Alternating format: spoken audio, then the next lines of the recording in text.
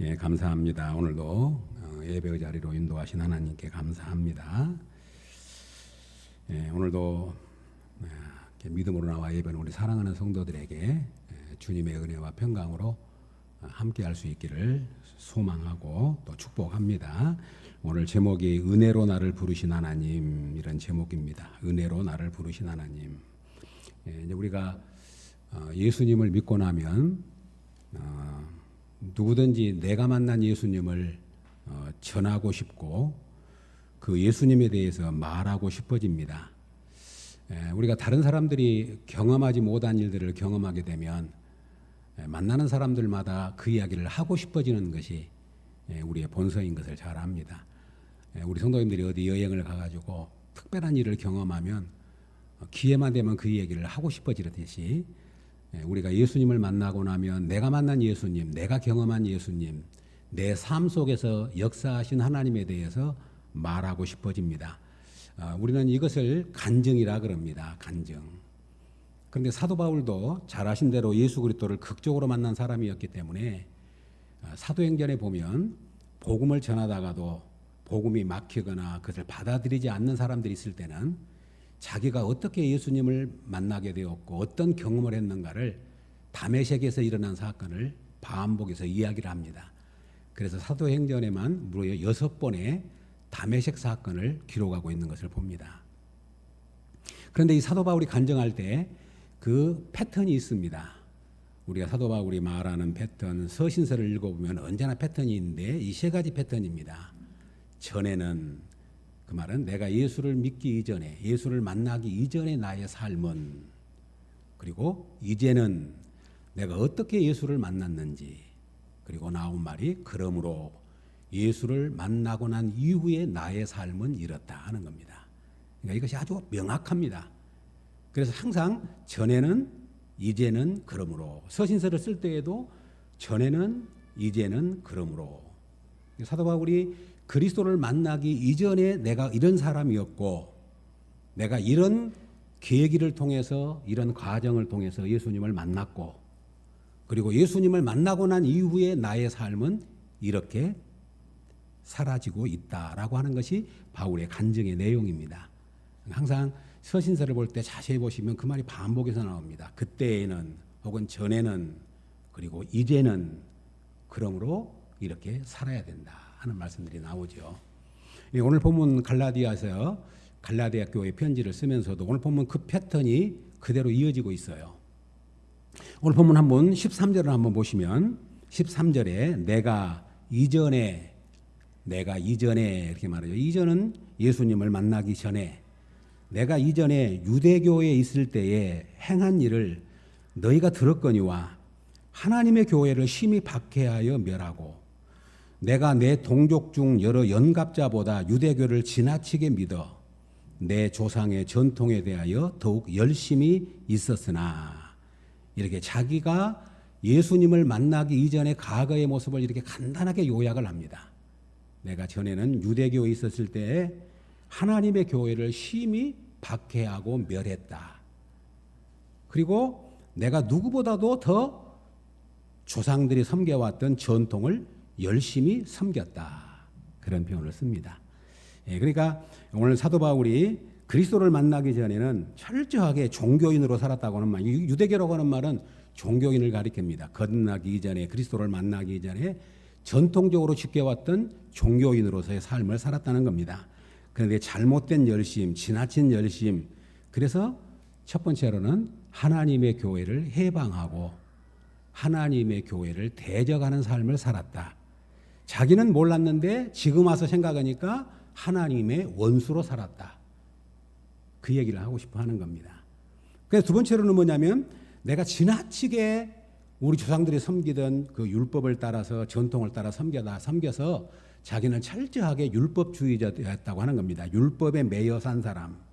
율법이 뭐냐면 자기 공로를 통해서 자기를 증명하고자 하는 것이 바로 종교의 특색입니다. 성도들 보니까 신앙생활 하시면서 나의 어떤 공로를 가지고 내가 이런 사람이다라고 증명하고 싶어하고 드러내고 싶어하는 것이 종교의 하나의 특성이에요. 그러니까 사도 바울이 열심히 율법을 지키며 율법을 행했던 이유가 뭐냐면 나는 나은 지 8일 만에 할례를 행했고 율법으로 흠이 없는 자라 그러잖아요. 그러니까 그렇게 그 율법에 철저하게 매여 있었던 사람. 예수님을 어느 날 율법사가 찾아왔는데 그 율법사가 찾아와서 예수님께 질문을 던지는데 그 질문한 내용이 뭐냐면 자기를 옳게 보이려고, 그리고 또 하나는 뭐냐면 예수님을 시험하려고. 이것이 이제 우리가 종교인에게 잘못되면 이런 어려움에 빠진다고 하는 겁니다. 자기를 옳게 보이려고, 그리고 예수님을 어떤 말을 통해서 한번 시험해 보려고, 올무를 팔려고, 그런 표현이 나옵니다. 바울이 오늘 그런 삶을 살았다고 하는 겁니다. 그래서 율법의 무거운 멍에를 메고 일평생 내가 살아왔다는 것이 이 고백 속에 들어있는 거예요.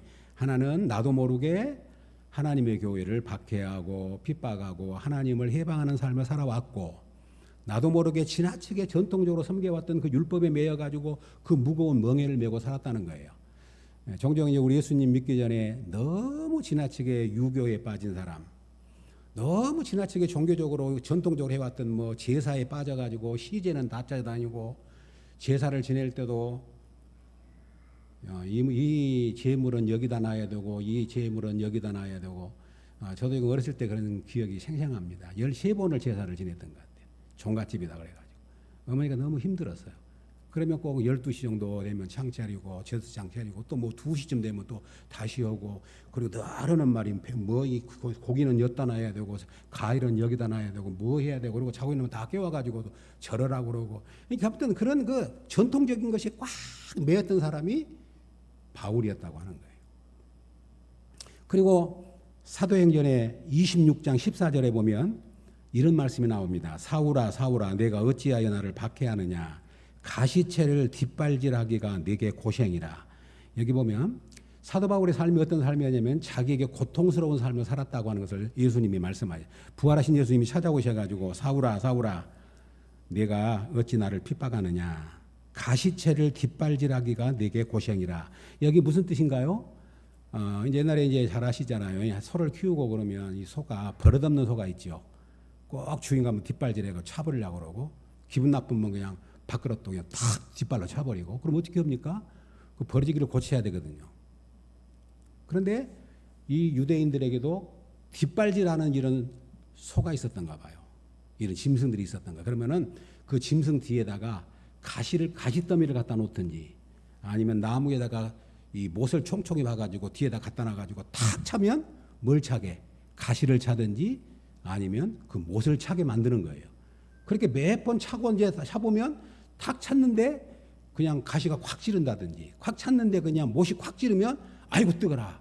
그래가지고 몇 번 그렇게 하면 이제 이 버릇이 고쳐진다는 거예요. 그러니까 오늘 지금 예수님이 바울을 찾아와가지고 바울에게 뭐라고 말하냐면 사울아 사울아 네가 왜 나를 박해하느냐, 네가 뒷발질로 가시채를 뒷발질하기가 고생이구나. 너 지금 네가 하는 것이 옳다고 계속 뒷발질했는데 그 뒷발질하는 것이 얼마나 고생스러웠냐, 얼마나 주인이 마음에 안 든다고 네 뜻이 안 든다고 뒷발질을 해왔는데 그 뒷발질하다가 내가 얼마나 상처를 입고 얼마나 고생했느냐, 그런 표현이 여기 담겨져 있는 겁니다. 그러니까 사도 바울이 예수님을 만나기 이전의 삶은 고통스러운 삶이었어요. 힘든 삶이었어요. 아팠습니다. 부질없는 삶이었습니다. 헛발질하는 삶이었습니다.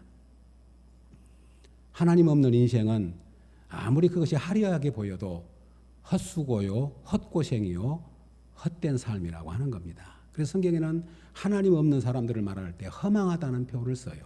허망하다. 허망하다. 그렇게 표현하고 있는 겁니다. 그러니까 오늘 사도 바울이 자기가 지금 고백하는 말이에요. 봐라. 그것은 자기 자랑이 아닙니다. 자기의 부끄러움을 이야기하는 거예요. 사도 바울은 엄청난 자존심이 강한 사람이고 가말리엘 문화에서 오늘날로 말하면 엘리트 코스를 밟은 사람입니다. 그런데 그가 이 갈라디아 교회에 편지를 쓰면서 하는 말이 자기 자랑이 아니고, 봐라 내가 하나님을 만나기 전에 얼마나 어리석고 헛되고 무거운 멍에를 메고 살았는 줄 아느냐. 사도 바울은 예수 그리스도를 믿고 나서 달라진 것이 뭐냐면 율법은 자기를 미화시킵니다. 종교는 자기를 포장합니다. 자기를 미화시킵니다. 그리고 자기의 부끄러운 이야기를 말하지 않으려고 그래요. 부끄러운 거 말하면 창피하니까. 특별히 우리 한국 사람들은 굉장히 그런 것에 대해서 부끄러워하잖아요. 부끄러워해요. 그리고 다른 사람들의 부끄러움을 막 들춰내요. 특별히 정치인들 보면은 그냥 다른 사람의 그 부끄러운 모습을 어떻게든지 드러내가지고 이야기하려고 그렇게 하는 경우들을 보면 이것들이 온 국민들에게 보이지 않게 영향이 미친 것 같아요. 그러잖아요. 정치인들이 서로 좋은 것들은 인정해주고 안 좋은 것들은 서로 이렇게 해나갑시다라고 한 것이 아니라 그 부끄러움을 들춰내는 거. 그렇잖아요. 그런데 이제 사도 바울이 자기의 부끄러움을 이야기하는 것은 내가 믿지 아니할 때에 알지 못하고 행하였음이라 그런 표현을 씁니다. 내가 믿지 아니할 때에 알지 못하고 이런 어리석은 일을 행했다. 그 부끄러움을 이야기하는 것은 뭘 의미하냐면 자기의 부끄러움을 통해서 하나님의 은혜를 말하고 싶어하는 것인 줄로 믿습니다. 우리 예수 믿는 사람들이 쓸데없는 부끄러움을 막 이야기할 필요는 없지만 그냥 너무 자기의 안 좋은 이야기들을 다 감추어버리고 말하지 않고 그렇게 하면 대화가 안 돼요. 그리고 그런 사람들과 이야기를 하면 답답해요. 그런데 그냥 솔직히 못한 것은 잘못했다 그러고 내가 이런 실수를 했다 그러고 그랬는데 이렇게 하나님의 은혜를 입혔다고 이야기하면 사도 바울은 뭐라 나는 질그릇이다. 내 질그릇 안에 누가 있냐면 보배 대신 그리스도가 계신다. 질그릇이 깨져야 내 안에 계신 그리스도의 보배가 드러난다. 이 바울의 고백이에요. 여기에 우리 예수 믿는 사람들이 자유함이 있는 겁니다. 성도 여러분, 그렇다고 해서 일부러 실수할 필요도 없고 일부러 부끄러움을 막 노출시킬 필요는 없는 거예요. 그러나 우리가 살다 보면 부끄럽기도 하고 실패하기도 하고 실수하기도 하고 넘어지기도 하는 부분들을 일부러 내가 예수 믿는 사람들인데 이런 거 이야기해가지고 덕이 안 된다. 아니에요. 솔직히 그런 것들은 이야기하고 그럼에도 불구하고 나는 이렇게 은혜를 입었고 이렇게 그것을 이겨냈노라고 그것을 극복했나라고 말할 수 있는 것이 믿음의 고백인 줄로 믿습니다. 오늘 바울이 그걸 말하는 겁니다. 내가 예수를 믿기 전에 이렇게 살았다는 것은 자기를 자랑하고 싶은 것이 아니에요. 어떤 사람들은 예수 믿기 전에 막 술 먹고 뭐 하는 것도 은근히 자랑하고 싶어. 내가 옛날에 술을 한 마를 먹었어. 내가 친구들 만나면 그냥 저녁에 뭐 했어. 막 은근히 그것을 또 자랑하는 분들이 있어요. 애굽을 자랑한 사람들. 강야에서 늘 애굽을 그리워하고 애굽을 자랑하고 그때는 뭣도 먹었고 지금 만나밖에 안 먹은다고. 그것은 어리석은 일이죠. 오늘 바울이 아무튼 과거에 이전에 내가 예수를 믿기 이전에 나는 하나님에 대해서 해방자였고 하나님을 대적하는 자였고 율법의 멍에 아래서 고통을 당한 자였고 그리고 나는 늘 뒷발질하는 그래도 가시채를 뒷발질하는 그런 어리석은 삶을 살았다고 고백합니다. 그리고 나서 이제 오늘 15절로 넘어가면 그러나 내 어머니의 태로부터 나를 택정하시고 그의 은혜로 나를 부르시니가. 이것이 그리스도를 만난 사건을 딱 이렇게 간단하게 표현합니다. 내 어머니의 태로부터 나를 택정하시고 그의 은혜로 나를 부르시니가.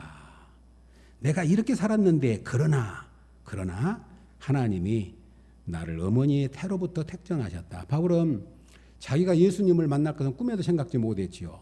그런데 예수님을 만나고 나니까 나는 몰랐지만 하나님이 나를 어머니 태에서부터서 택정하셨구나. 이것이 선택교리예요.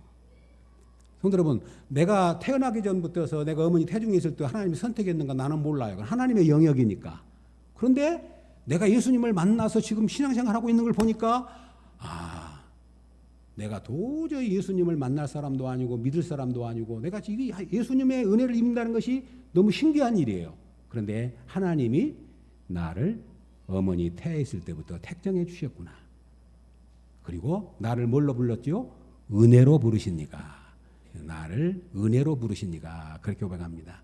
하나님이 나를 부르신 사건은 은혜의 고백입니다. 은혜. 그러니까 예수 믿는 사람에게는 은혜 외에는 설명할 길이 없어요. 이건 무엇을 의미하냐면 내가 예수를 믿는다고 하는 것은 하나님의 은혜 아니고는 설명이 불가능하다는 거예요. 내가 지금 이 자리에 와 있는 것은 하나님의 주권적인 역사가 아니면 어떤 것으로도 해석이 불가능하다는 고백이 여기에 담겨 있는 겁니다. 내가 이렇게 살았는데 그러나 하나님이 나를 어머니 태부터 나를 택정해 주시고 나를 은혜로 불러서 나를 이 귀한 자리에 불러 놓으셨다고 하는 고백입니다. 사랑하는 성도 여러분, 그래서 사도 바울의 늘 아주 고백들인 늘 고백하는 고백이 고린도서 15장 10절에 내가 나 된 것은 하나님의 은혜로 된 것이니, 이것이 사도 바울의 전체적인 고백입니다. 내가 나 된 것은 뭘로 됐어요? 하나님의 은혜로 된 것이라, 그렇게 고백하고 있습니다. 성도 여러분, 그러면 오늘 이제 이 말씀을 통해서 한 가지 또 우리에게 적용해 보자면, 성도 여러분, 저와 여러분 다 우리 오늘 바울이 말하고 있는 가정을 겪은 사람들이에요. 이거 바울만 겪은 것이 아니고 저와 여러분도 예수님 믿기 이전의 삶이 있었어요. 그리고 언젠가는 모르지만 하나님이 나를 은혜로 불러서 이 자리에 세우셨어요. 그렇다 그러면 바울이 예수를 믿기 전의 삶과 하나님의 은혜를 입고 부르심을 받은 삶은 전혀 다른 삶이었잖아요. 이것을 뭐라고 표현하냐면 전에는 어둠이었더니 이제는 빛의 자녀라, 이렇게 표현합니다. 그러니까 예수를 믿는 것과 믿기 이전의 삶은 어떻게 구분되냐면 어둠과 빛으로 구분된다고 하는 거예요. 어둠과 빛으로. 성도 여러분, 그런 의미에서 저와 여러분의 삶이 이런 구분점이 있으신가를 한번 묻고 싶어요. 물론 특별히 다 구분점이 있지요. 예수를 믿기 이전과 예수를 믿고 있는 지금 나의 삶의 구분점이 너무나도 달라서 그때는 어둠이었고 지금은 빛이었다. 이것이 예수를 믿는 우리 그리스도인들에게 반드시 있어야 할 하나님의 축복이요 은혜인 줄로 믿습니다. 이제 우리 예수 믿는 사람은 더 이상 두 사이에 머뭇거리는 사람이 아닙니다. 우리는 그리스도인입니다. 그리스도인이라고 하는 말은 그리스도께 속한 사람, 그리스도 편이라고 하는 고백입니다. 내가 예수를 딱 믿고 난 다음부터서 내가 예수를 믿는 사람이라고 하는 분명한 자기 정체성, 자기 고백, 그리고 어둠에서 빛으로 옮겨진 것처럼 내 삶이 완전히 달라지는 구분점이 있어야 된다는 말이죠. 예수님을 믿는가 안 믿는가도 모를 정도로. 그리고 늘 왔다 갔다 하면서 두 사이에서 머뭇거리는 삶이 아니라 예수 그리스도를 믿는 삶은 어둠에서 빛으로 옮겨진 삶인 줄로 믿습니다. 이것이 아주 중요한 고백입니다. 모세가 120년을 살았잖아요. 그런데 40년은 그가 바로의 공주의 아들로 살았어요. 그리고 40세가 돼가지고 미디안 광야로 도망가서 40년을 광야에서 삽니다. 하나님이 40년 동안 모세를 연단시킨 거지요. 그리고 80세가 돼서 하나님이 모세를 불러가지고 40년 동안 이스라엘 백성들의 구원자로 살게 해요. 그러니까 이 모세에게는 40년씩 세 분명한 구별점이 있습니다. 그런 것처럼 우리도 예수님을 믿고 나면 이런 분명한 구별점이 우리에게 있어야 된다고 하는 거예요. 예수님을 믿기 전과 믿은 후가 구분이 안 되고, 믿는지 안 믿는지 구분이 안 되고, 과거로 갔다 현재로 갔다 애굽으로 갔다 광야로 갔다 그런 삶이 아니라 나는 이제 예수 그리스도를 믿기 이전의 삶을 청산해 버리고 나를 은혜로 곳에 불렀다고 하는 고백. 이제 오래전 이야기입니다만은 저도 이제 기도를 하면서 하나님이 희미하게 그런 저에게 은혜를 주셨어요. 어느 날 기도를 하고 있는데 그리스도를 만나기 이전에 하나님의 은혜를 받기 이전의 삶이 하나도 생각이 안 나면서 그때의 삶은 너에게 없는 삶이다. 제 마음속에. 그리고 이제 그때 기도하면서 그 목회를 할 때인데 내가 목회하는 삶은 하나님의 은혜로 하는 삶이다. 그리고 목회가 끝나고 은퇴하고 난 삶은 덤으로 사는 삶이다. 그런 것을 너무 막 확연하게 내게 그렇게 가슴속에 와 닿더라고요. 그래서 저도 희미하지만 내 인생에 분기점이 세 번의 분기점이 있겠구나.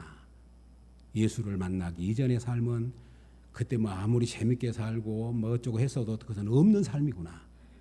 그리고 예수님 안에 사는 삶은 그것이 어떤 삶이었던 하나님의 은혜로 사는 삶이구나. 그리고 이제 은퇴하고 나면 그것은 몇 년을 더 살지 어떻게 살지 모르지만 하나님이 덤으로 살게 하는 삶이구나.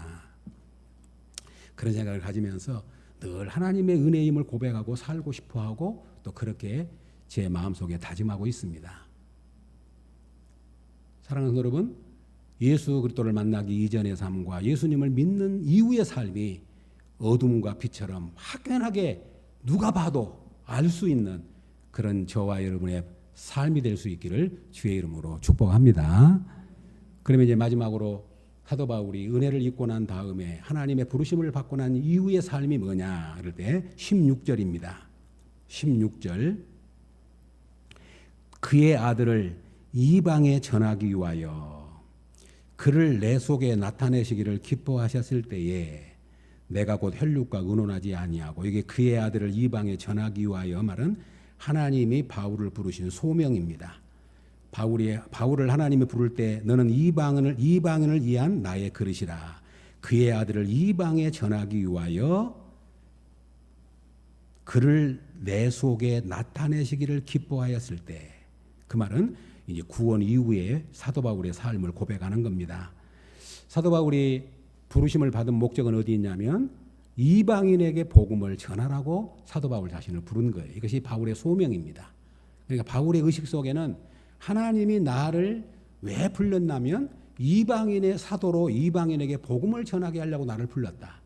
그래서 뭐라고 표현하냐면 나는 이방인에게 빚진 사람이다. 왜 이방인에게 빚을 졌냐면 이방인이 아니면 나는 구원받을 자격도 없고 구원받을 이유도 없어. 그런데 하나님이 이방인에게 복음을 전하려고 나를 그렇게 어리석고 핍박자요 해방자였던 나를 불러서 사도로 삼았으니 나는 이방인에게 빚을 진 자라. 그래서 내가 이 복음을 이방인에게 전하기 위해서 나는 내 생명을 조금도 귀한 것으로 여기지 않는다. 그렇게 고백하는 거예요. 성도 여러분, 그러니까 분명히 분기점이 구분되잖아요. 그리스도를 만나기 이전에는 내가 이렇게 핍박자였고 해방자였고 지나친 열심에 종교적인 열심에 하나님을 배반하고 살았다. 그러나 하나님의 나라도 알지 못한 사이에 나를 어머니 뱃속에서부터 택정하신 하나님이 나를 은혜로 불러가지고 이 자리에 나를 불러주셨다. 그리고 이후의 삶은 내가 받은 이 복음의 그 영광의 복음을 이방인에게 전하려고 나를 하나님이 불러주셨고 나는 그 일을 위해서 전심하고 있다고 하는 고백이 여기에 담겨 있는 겁니다. 그러면 오늘 이제 한 가지 생각해 볼 것이 뭐냐면 거기 16절에 보시면 그의 아들을 이방에 전하기 위하여 그를 내 속에 나타나시기를 기뻐하셨을 때에 내가 곧 혈육과 의논하지 아니하고 한 말은 이런 의미입니다. 사도 바울이 받은 이 계시의 복음이 갈라디아 이렇게 시작해요. 내가 사람에게 배운 것도 아니고 사람에게 받은 것도 아니고 오직 죽었다가 다시 살아나신 예수 그리스도로부터 받았다 이렇게 말하잖아요. 혈육과 의논하지 않았단 말은 그 말입니다. 내가 거듭나서 하나님의 은혜를 받고 난 다음에 사도들과 함께 어울려 가지고 계시가 뭐냐, 복음이 뭐냐 그렇게 해서 내가 받고 배운 것이 아니다. 그 말을 말하고 싶어하는 거예요. 그리고 바로 17절에 또 나보다 먼저 사도된 자들을 만나려고 예루살렘으로 가지 아니하고 거듭난 이후에 하나님의 은혜를 경험한 이후에 사도들을 만나려고 예루살렘에 가지 아니하고 어디로 갔죠? 아라비아로 갔다가 다시 다메섹으로 돌아갔노라 하는 말입니다. 아라비아는 어디냐면 강하예요. 아라비아 강야. 이제 오늘 이야기를 조금 말씀을 나누려고 합니다. 사도 바울이 하나님의 은혜를 입어서 이방인에게 복음을 전하는 자로 부름을 입었는데 그가 혈육과 의논하지 않고 예루살렘에 올라가서 사도들과 만나서 의논하지 않고 그가 하나님으로부터 직접 계시를 받았는데 그가 아라비아로 갔다고 말합니다. 그러면 아라비아로 가 있는 기간을 여러 해석자들에 따라 다르는데 최소한 3년. 잠깐 보실까요? 거기 18절에 보면 18절에 아라비아로 갔다가 다시 다메섹으로 돌아갔노라. 그 후 3년 만에 내가 게바를 방문하려고 예루살렘에 올라가서 그와 함께 15일 동안 머물었다 하는 말이 나오고 거기 2장 1절에 보면 14년 후에 내가 바나바와 함께 디도를 데리고 다시 예루살렘에 올라갔나니 사실은 사도 바울이 이렇게 은혜를 입고 난 이후에 오랜 시간 후에 사도 바울이 사도로서의 사역을 감당했다는 걸 말하고 있어요. 그러니까 사도 바울이 아라비아로 갔다 오는 것은 무엇을 의미하냐면 그가 예수 그리스도를 만났지만 그리스도의 계시를 받고 그리스도와 더 깊은 영적인 교제의 시간이 필요했다고 하는 겁니다. 성도 여러분, 사도 바울이 아무리 위대한 사도였지만 그는 유대교라고 하는 사상에 꽉 찌들려 있는 사람이에요. 율법이라고 하는 것에 꽉 매여 있는 사람이에요. 우리 사람이 하루아침에 안 바뀝니다.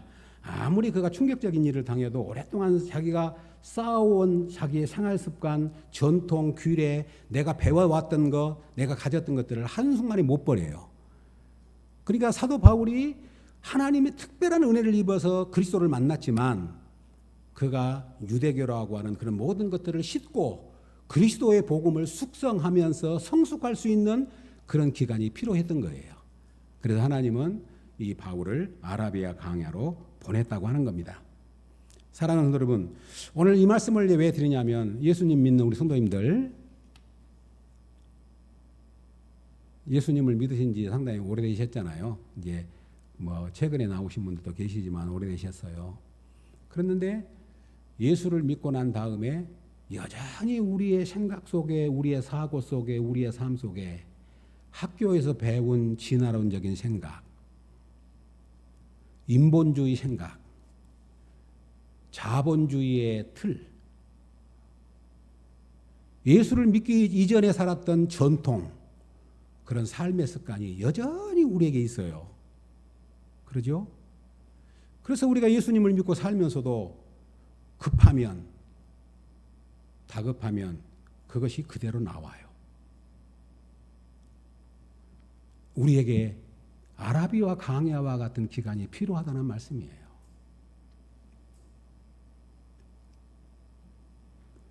유대교가 가지고 있었던 사고의 틀, 가치관, 율법의 잔재들이 사도 바울에게 그대로 남아 있었던 겁니다. 이제 목회를 하면서 많은 목사님들이 그럽니다. 사람이 안 변해. 그럼 이제 목회를 하면서도 가장 큰 딜레마 중에 하나가 뭐냐면 그렇게 목회를 하고 했는데 사람이 안 변하면 내가 목회를 잘못하고 있는 것 아닌가. 계속 목회를 해야 될 필요성이 있는가 하는 그런 이제 의구심이 든다고 그럽니다. 목사들이. 우리 성도들 한번 생각해 보십시오. 열심히 고무줄을 늘려놨는데 한순간에 고무줄이 다시 원위치로 돌아가고 비가 와서 땅속에 물이 스며든 것 같은데 파보면 겉은 물이 흐른데 속은 그대로 깡깡하고 그리고 옛사람의 방식, 옛사람의 삶의 방식이 우리에게 그대로 남아있다고 하는 겁니다. 그러니까 사도 바울이 그리스도를 극적으로 만났기 때문에 딱 극적으로 만났으니까 딱 돌아서 가지고 이제는 오늘부터는 복음 전하는 사람이야. 그렇게 한 것이 아니고 그가 다메섹에서 말할 수 없는 도저히 상상할 수 없는 그리스도의 은혜를 경험했지만 그가 바로 복음을 전하는 것이 아니라 그가 아라비아 강야로 갔다. 굉장히 중요한 뜻이 있습니다. 강야는 뭐냐면 사람이 살지 않는 곳입니다. 강야는 어떤 곳이냐면 메마른 땅입니다. 그러니까 강야 학교로 입학을 시킨 거예요. 모세가 강야 40년 동안 입학을 시킨 것처럼 사람들은 목사님들은 이렇게 이야기를 합니다. 하나님이 우리를 훈련할 때 두 가지가 있는데 하나는 하나님의 말씀이고 하나는 고난이라고는 학교라 그렇게 이야기를 합니다. 한번 우리 성도님 생각해 보십시오. 내가 예수님을 믿고 살아오는 여정 속에 고난이라고 하는 그런 과정을 통과하지 않으면 우리는 변화될 수 있는 기회가 없어요. 그래서 하나님이 그것이 고통스럽지만 강야로 보내가지고 그리고 우리를 풀 속에 넣어서 우리를 새로운 사람으로 빚어가는 거죠. 그래서 우리가 예수님을 믿으면서 때로는 고난이나 강야가 힘들기는 하지만 그것이 우리에게 유익된 것은 뭐냐면 그 기간을 통해서 하나님은 나를 옛사람의 모습을 씻어내게 만들고 옛사람의 잔재를 깨트려버리게 만들고 나를 하나님의 사람으로 빚어간다고 하는 것입니다. 이것은 고난의 여정을 통과해 본 사람만 알아요. 그때는 힘들어가지고 하나님 왜 이런 일이 있습니까? 왜 이런 아픔이 있습니까? 하고 우리가 하는데 세월이 흐르고 나면 그 고난의 과정 속에 하나님이 나를 이것을 나의 삶 속에서 벗게 하셨구나. 이것을 깨닫게 하셨구나. 이것을 실천내셨구나 하는 것을 압니다. 성도 여러분, 아브라함도 믿음의 조상이지만 그가 하나님으로부터 인정받기까지는 몇 년이 걸리신 줄 아십니까? 75세의 부름을 받아가지고 100세에 이삭을 낳았어요. 그 가정이 수많은 불순종과 실패의 연속이었습니다. 그리고 이삭이 정확한 나이는 모르지만 15세 이상 됐을 때 내 독자 이삭을 바쳐라. 그래서 독자 이삭을 바치지요. 그때서야 하나님이 이제야 네가 나를 경외하는 줄 아노라. 그 기간이 적게 40년 이상의 기간이 흐른 거예요. 하나님이 모세를 불렀을 때도 40년 동안 광야를 보내가지고 그를 연단시킨 겁니다. 예수님이 공생애 3년 동안 우리를 사역을 하셨지만 30년 동안 사생활 속에서 준비를 시키신 거예요. 무슨 말씀입니까? 우리가 예수를 믿었지만 옛사람을 벗는다는 것이 그렇게 어려운 거예요. 그 허물을 벗는다는 것. 애굽에 있었던 그 풍속을 벗어버린다고 하는 것이 그렇게 우리에게는 뼛속까지 피속까지 흐르고 있기 때문에 예수를 믿었지만 그것을 벗는다는 것이 그만큼 어려운 겁니다. 그래서 하나님이 이스라엘 백성들을 애굽에서 이끌어내가지고 40년 광야 시간 동안에 그것을 훈련시킨 거예요. 그래서 뭐라고 하면 내가 너희를 낮추고 너희를 광야를 통과케 하신 것은 너희를 하나님의 사람으로 빚으려고 그렇게 하셨다라고 말씀하고 있습니다.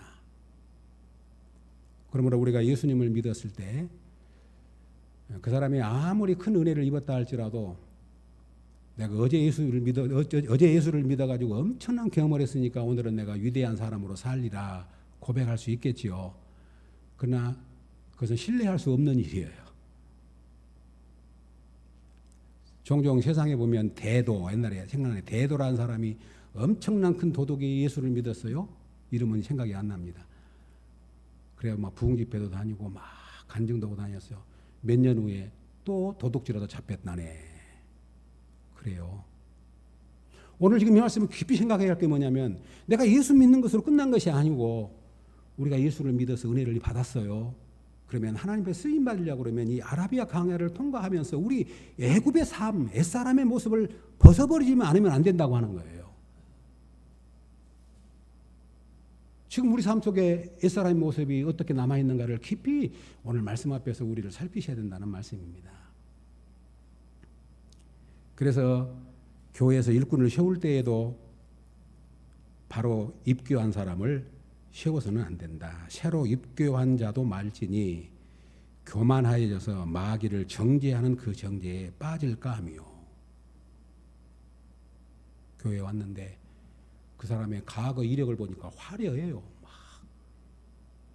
뭣도 하고 그냥 그 실력도 대단해요. 다 저 사람이 그 일 맡으면 끝내주겠다. 그 사람 맡아가지고 뭐라고 말합니까? 마귀를 정죄했던 그 정죄에 교만해서 빠진다. 그런 사람을 세워서는 안 된다. 그렇게 말하고 있는 겁니다. 사랑하는 여러분, 사도 바울이 내가 그리스도와 함께 십자가에 못 박혔나니 이제는 내가 산 것이 아니요 내 안에 그리스도께 사신 것이라고는 고백을 하는 것은 하루아침에 이루어진 것이 아니라 오랜 세월의 흐름 속에서 그가 연단받고 그 유대교에 있었던 모든 잔재를 씻어내고 하나님의 은혜를 고백하는 고백이 나오는 거죠. 그러니까 우리 너무 초신자에 대해서도 기대해서도 안 되고 그리고 예수님을 오래 믿었다 그래서 그 사람이 옛사람을 벗었다라고 말할 수 없다고 하는 거죠. 그러므로 오늘 말씀을 결론을 맺으려고 합니다. 예수를 믿는다고 하는 것은 나에게서 그리스도에게로 옮겨지는 겁니다. 신앙은 성도 여러분, 내가 죽는 싸움입니다. 내가 깨지면 깨질수록 내 안에 계신 그리스도가 드러나는 삶입니다. 늘 말씀드리지만 처음 예수를 믿을 때는 그렇게 생각했어요. 내가 예수를 믿어서 내가 못한 것 하나님 도움 받고 내가 성경 가르침 받아가지고 더 인격도 성숙해지고 그래서 내가 이렇게 잘 빚어져가지고 내가 나가면 그동안에 못했던 거 잘못했던 거 약했던 것들이 강해져가지고 위대한 삶을 살리라 그렇게 생각했죠.